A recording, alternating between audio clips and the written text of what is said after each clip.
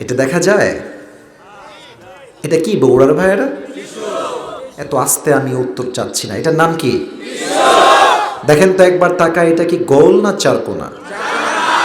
আল্লাহর হাবিব বলেছেন জান্নাতি মানুষের রূহকে কবজ করবার জন্য আল্লাহ তাআলা জান্নাত থেকে একটা লাল রেশমি রুমালের চাদর মালাকুল মউতের মাধ্যমে গিফট হিসেবে নামাজি বান্দার কাছে আল্লাহ পাঠিয়ে দিবেন।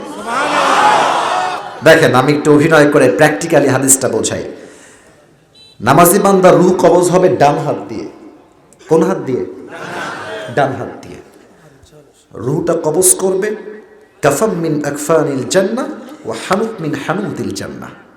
রূহটা নিবে, ডান হাত দিয়ে নিয়ে প্যাকেট করবে, রুমালে সুন্দর করে ভাঁজ করে নিয়ে নামাজি বান্দা রূহটাকে মালাকুল মউত ইল্লিয়িন তথা জান্নাতের ঠিকানায় পৌঁছায় দেবে।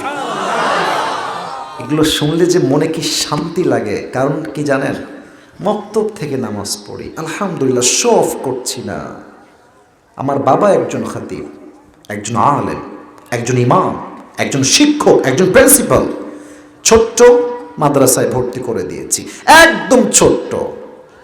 তখন থেকে কোরআন পড়তে পারি। আজীবন আব্বার বদৌলতে 5 ওয়াক্ত নামাজ পড়ে আসছি।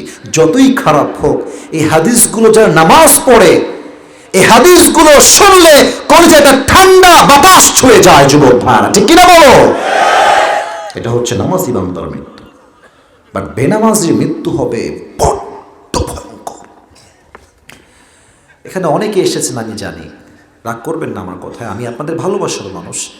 অনেকে এশারের নামাজটাও পড়ে নাই, বাসায় গিয়ে ঘুমায় যাবে, ফজরটাও পড়বে না।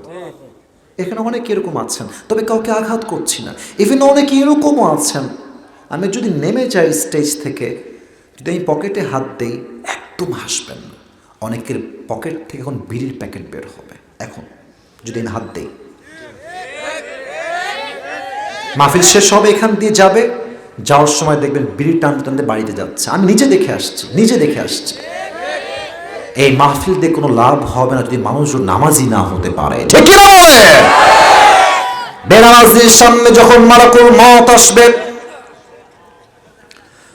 তার দেহের পুরো রংটাই হবে নীল। হাদিসের ভাষ্যমত অনুযায়ী তার চোখ হবে লাল টকটকে, পা থাকবে জমিনে, মাথা থাকবে আকাশ বরাবর, বিশাল লম্বা। এত ভয়ঙ্কর চেহারা দেখে বেনামাজিটা থরথর থরথর করে কাঁপবে। মালাকুল মউতের ভয়ঙ্কর চেহারা দেখে ডাক দিয়ে বলবে, ইয়া আইয়াতুহান নাফসুল খাবিথা উখরুজি ইলা গাযাবিল্লাহ। এই বেনামাজি, বের হ, আল্লাহর গজবের দিকে বের হয়ে আয়। মালাকুল মউতের ধমক শুনে বেনামাজি যুবক, বেনামাজি মুরব্বি, তার রূহটা বের হয়ে ডান দিকে দৌড় দিবে, বাম দিকে দৌড় দিবে, পেছনের দিকে দৌড়ে পালাবে। মালাকুল মউত তার বাম হাতটা পেছনের দিকে নিবে, বেনামাজির রূহের দিকে মালাকুল মউত একটা থাবা দিবে। Look at my left hand, বাম হাত দেখেন। বেনামাজি বান্দার রূহের দিকে বাম হাত যখন বাড়াবে, রূহটাকে এমনে ধরবে বুকের ভেতর থেকে। যখন টান দিয়ে বেনামাজির রূহকে ছিঁড়ে বের করবে, হাদিসে আসছে এটা জীবিত ছাগলকে যাবেহ না করে তার চামড়া কেউ যদি ব্লেড দিয়ে কেটে ফেলে, ছিঁড়ে ফেলে, ওই ছাগলটার যে পরিমাণ কষ্ট হয়, তার চাইতে কমসে কম 70 গুণ বেশি কষ্ট দিয়ে একজন বেনামাজির রূহকে কবজ করা হবে। বলেন সবাই নাউজুবিল্লাহ।